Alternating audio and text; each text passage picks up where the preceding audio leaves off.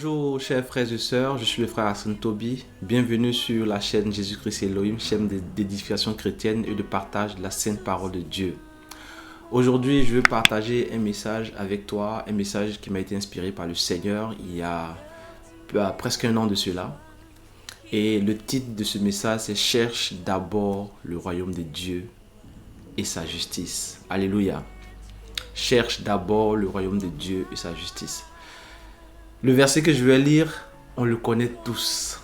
C'est un classique de la parole de Dieu. C'est une doxa, comme les gens le disent. Et on l'a lu plusieurs fois, on l'a lu maintes fois.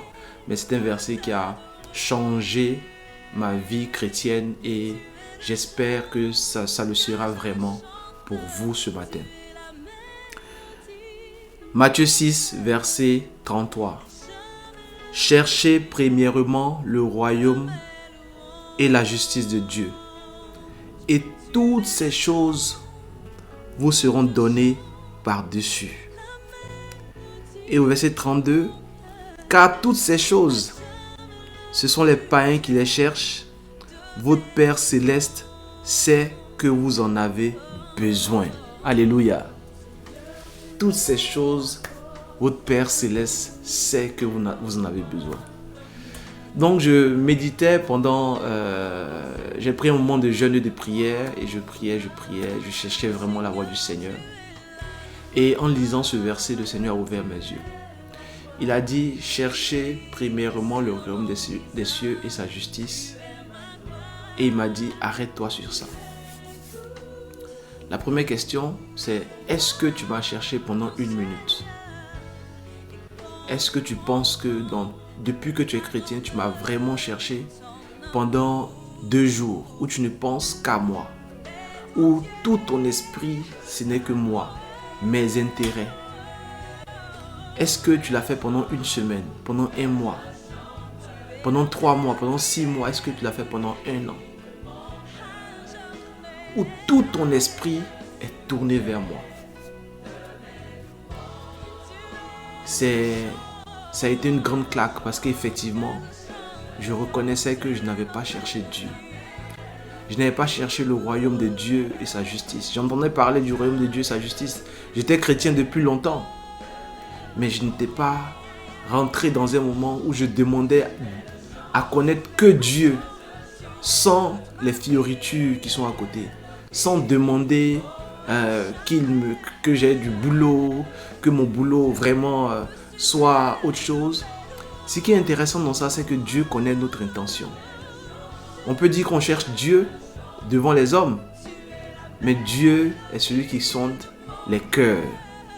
Il sait l'intention qui est derrière ta prière. Même quand tu dis que tu le cherches aux hommes, mais Dieu sait que derrière ton intention, ce que tu cherches.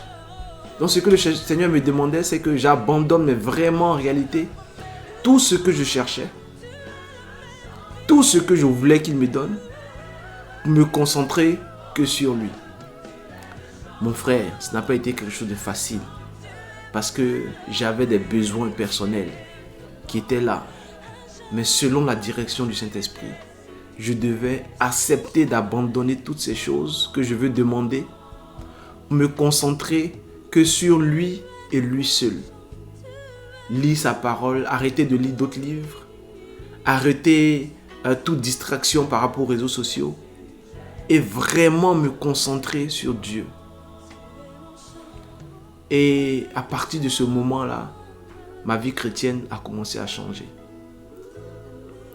Le Seigneur m'a dit, mais toutes ces choses que vous cherchez, je le sais déjà, je sais que vous en avez besoin. Mais cherchez-moi d'abord. Ce n'est pas fortuit quand le Seigneur a dit dans Deutéronome 6 au verset 5 que tu aimeras ton Dieu de tout ton cœur, de toute ta force et de toute ton âme.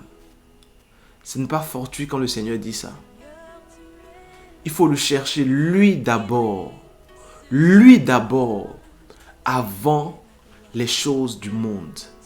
Si tu as une vie chrétienne qui est là depuis longtemps, accepte de t'arrêter ne serait-ce qu'1 minute, ne serait-ce qu'1 jour, ne serait-ce que 2 jours, 1 semaine, 1 mois, où tu ne demandes rien d'autre que rechercher le royaume des cieux et sa justice. Si tu réussis à le faire, je te parie que ta vie spirituelle va changer. On va prendre 1 Corinthiens 15, verset 19.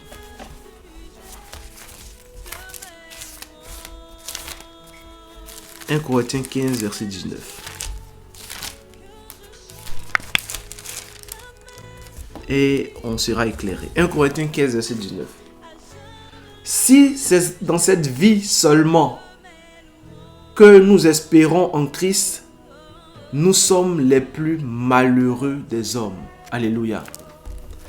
En d'autres termes, si tu cherches seulement la deuxième partie de Matthieu 6, verset 33, toutes ces choses, si tu les cherches que ça, et ce n'est que pour cela que tu espères en Jésus-Christ, si c'est pour avoir un mari, si c'est pour avoir de l'argent, si c'est pour avoir tout ça, que tu cherches Jésus-Christ, tu es le plus malheureux des hommes ou des femmes. Ça, c'est quelque chose qui est tellement clair qu'on voit que dans les églises, des personnes qui viennent à l'église pour chercher un mari, pour chercher une femme, pour chercher une bénédiction particulière, ne sont pas heureuses. Parce que le Seigneur ne répond pas comme ça à ceux dont ils ont besoin. Alléluia. Le Seigneur cherche d'abord ton cœur. Et toutes ces choses te seront données. Mais un cœur où l'intention est vraiment de chercher Dieu. Pas un cœur où l'intention est voilée. Dieu est voilé et derrière l'intention, il y a ce que je veux. Un cœur où j'accepte de donner toute mon attention à Dieu et Dieu seul. Donc il faut que la part de ce que je cherche diminue pour que Jésus-Christ augmente.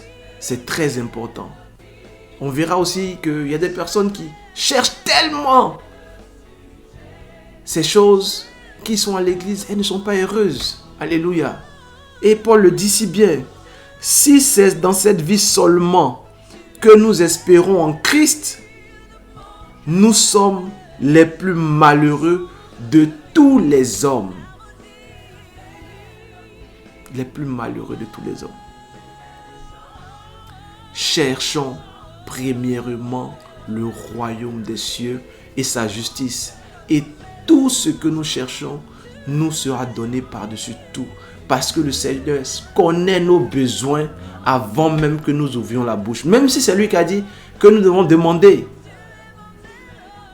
Mais il connaît les besoins avant que nous ouvrions la bouche. C'est à juste titre que Paul dit aux Colossiens 3, verset 2. Affectionnez-vous des choses d'en haut. Affectionnons-nous des choses de Dieu. De la pratique de la parole. De l'évangélisation. De servir dans le Seigneur. Affectionnons-nous des choses-là sans penser forcément à nos besoins. Oui, on peut demander au Seigneur. Mais cette part doit être minime et chercher Dieu. Alléluia. Et chercher celui qui donne. Si tu as celui qui donne et qui connaît tes besoins même avant que tu n'ouvres la bouche, forcément, tout le temps, tes besoins seront comblés. Alléluia. Je vais prendre le livre de Pierre. 1 Pierre 2, verset 2. Que j'aime bien.